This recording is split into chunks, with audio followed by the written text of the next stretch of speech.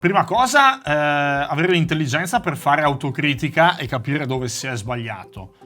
Io ritengo che quello che è stato l'esito delle amministrative del 2022 sia stato legato prevalentemente al fatto che l'elettorato di centrodestra è arrivato al ballottaggio sfiduciato, deluso, se mi consentite il termine, direi in alcuni casi anche nauseato, per cui fondamentalmente i numeri ci dicono che Damiano Tommasi ha vinto, complimenti, però ha vinto con il minor numero degli elettori delle ultime tornate elettorali, per cui questo significa una cosa sola, vale a dire che al ballottaggio l'elettore medio di centrodestra ha preferito stare a casa o andare al lago o in Lessinia, per cui da questo punto di vista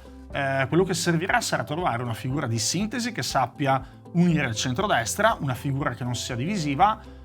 Io mi permetto di aggiungere magari anche un volto nuovo che soprattutto sappia intercettare quelle che sono le sensibilità dei veronesi e soprattutto capire le problematiche, ma poi avere la capacità di risolverle.